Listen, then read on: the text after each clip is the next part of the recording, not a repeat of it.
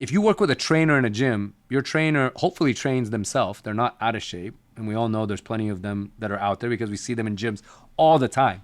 But if your coach or trainer actually continually goes to receive more education, tries to get sharper at what it is that they do in this health and wellness space, if they have a trainer themselves or someone that pushes them, you know you are working with someone that is never going to stop growing. They are obsessed with growth. They're obsessed with getting better. And ultimately, that is going to rub off on you because you're being coached by that person. Did you know that one of the biggest public figures and operators of coaching, influential figures in personal development on a global level, I'm not even talking small, but a global level, he has coached and helped presidents. He has influenced global leaders, flown with people that have led revolutions in certain countries, not to mention hosted and coached people in auditoriums that have up to 100,000 people standing and screaming at one point. Did you know that this person actually has a coach too? It would probably shock you to hear that Tony Robbins actually has a coach or had a coach before he passed away, and that was Jim Rohn.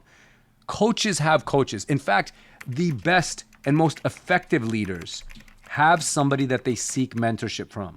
They never believe that everything stops with them or that they are the end all be all. In fact, the coach that I have been drawn to and have worked with since 2009 when I started my coaching relationship with him, one of the biggest factors in me deciding to actually work with him and commit to him, because it was a massive financial and time investment, was the fact that he has a coach. He still has a coach. And I, as a coach for Team USA, when I was coaching, or as someone who coaches in the mortgage and professional space, as someone who has a podcast, I've got people that I look up to. I got people that I seek mentorship from. I have people that I need to learn from. And because it's a beautiful expression that I heard as a Taekwondo student, and it is part of the student-instructor creed or relationship. And it says that a good student never tires of learning. He is ready to learn anytime, any place. And on the teacher side, a good teacher never tires of teaching. He is ready to teach at any time or any place. This to me is a beautiful harmony between those who seek to learn and those who seek to teach. Because when those two come together and we have this cycle, it only lifts society. It only makes the world a much, much better place because everyone is constantly trying to get better at their craft. So for me, I know that the best and most effective coaches out there, whether it's in athletics, whether they coach at the executive level, whether they are part of sales teams or operations, CEOs of companies, whoever it might be that's at the helm or in a position of leadership or influence, if they are not seeking counsel, if they are not seeking mentorship, if they are not seeking growth and advancement from somebody bigger than them or just somebody outside of them, their growth will cease at some point. There will be a cap or a very low ceiling on how that person will develop and ultimately what they're going to be able to give back to you, who is either learning from them, working with them, working for them, or being coached by them. So if I'm seeking a coach out there, and if it's any one of you that's on the other side of it, that's listening, that's seeking to work with a professional coach, a life coach, a business coach, an athletic coach, think of your trainers, right? If you work with a trainer in a gym, your trainer hopefully trains themselves. They're not out of shape. And we all know there's plenty of them that are out there because we see them in gyms all the time. But if your coach or trainer actually continually goes to receive more education, tries to get sharper at what it is that they do in this health and wellness space, if they have a trainer themselves or someone that pushes them, you know you are working with someone that is never going to stop growing. They are obsessed with growth. They're obsessed with getting better.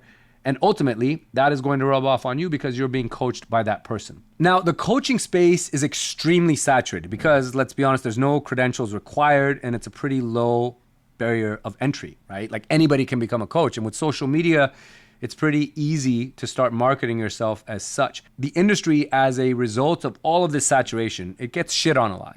And a lot of people figure, well, I don't need a coach. Why would I want one? There's so many of them out there.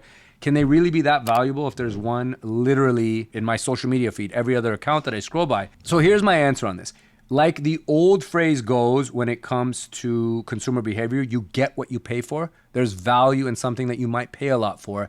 I think that definitely applies to coaching because, again, some of the best coaches in the world, one of who I referenced on this podcast at the very beginning of the segment, which is Tony Robbins, has spent hundreds of thousands, if not millions of dollars himself. In fact, I'm pretty sure it's in the millions category on coaches and development himself, because he constantly wants to learn. He wants to translate that and then give that out to his audience so that he is always staying sharp, so that he's never getting boring or stale with what he does. So those are the kinds of coaches that you ultimately want to seek out. But in terms of what you pay for in this space, it's going to be just that. If you are seeking a coach and that coach happens to be very expensive, rather than immediately saying no or turning the page and moving on to somebody else, stop there for a second and start to think about the value that you could get.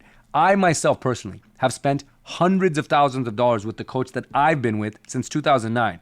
If I add up all the monthly retainers I paid, and 2009 was a long time ago, so if you add it all up, we're well into the six figures that I've paid. And some of you might say, that's nuts.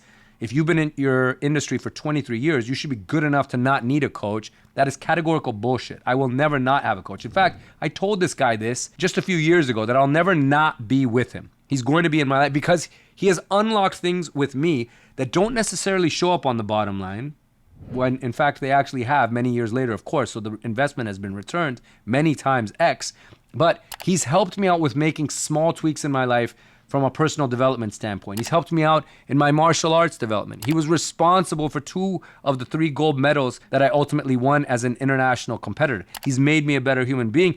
He's actually helped make me a better husband. That value I cannot put a price tag on, which is why coaching matters, and why working with coaches, more importantly, who they themselves have coaches, counts for even more. So if you are selecting a coach, here are 3 simple criteria that I would make sure you actually are paying attention to when deciding. The first one is selecting a coach that is much further ahead. They have lots of frames of reference, success, have been through highs and lows, so they can share that with you. And also, more importantly, they are very dynamic in that scope of work that they've conducted. What I mean by that is that they are not singular in just business coaching, but also have aspects of life coaching or personal development that are going to make you a better individual, a better father, a better husband, a better overall human being, while figuring out ways to make more money and being sharper at business. That is a good combination in a coach. Number 2 is that they are expensive.